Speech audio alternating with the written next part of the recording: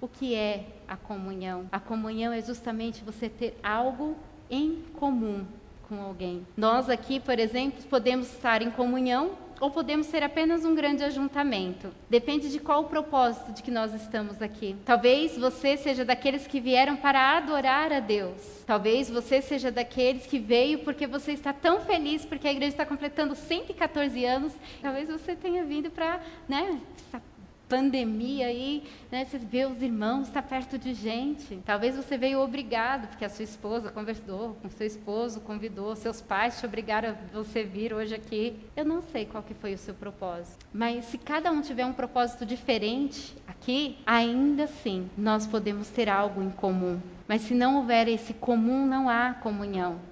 Há ajuntamento. E existem comunhões também que não são para a glória de Deus. O exemplo que eu acho gritante na Bíblia é da Torre de Babel. Quando eles decidiram construir a torre, eles construíram uma cidade com uma torre que chegasse até os céus. O objetivo era qual? Que nós façamos o nosso nome conhecido sobre a terra.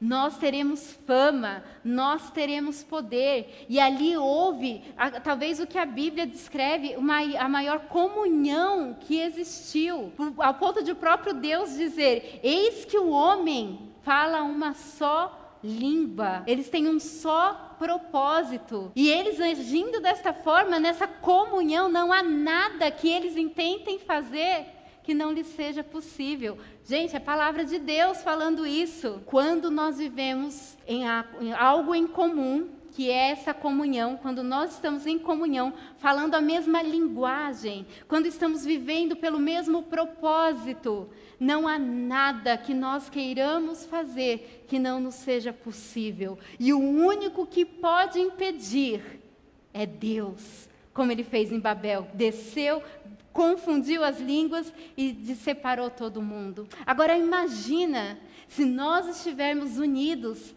se nós estivermos em comum a glória de Deus, se nós estivermos em comum manifestar nesta terra o amor, a salvação de Deus, se nós estivermos em comum fazer discípulos, multiplicar, porque foi isso que Jesus disse, ide e fazei discípulos. Antigamente, para multiplicar, na época de Adão e Eva, só era possível gerando filhos. Mas quando Jesus ele deu a ordem aos discípulos dele, ele disse, ide por todo mundo, multiplique-se, façam discípulos. Imagine esta igreja, imagine as igrejas desta cidade, todas unidas no mesmo propósito comum de fazer discípulos de Jesus, fazer discípulos fecundos que gerarão outros discípulos. Segundo as palavras do próprio Deus, não há nada que possa impedir, porque se nós vamos cumprir o propósito de Deus, Ele que é o único que teria poder para nos impedir, Ele vai nos abençoar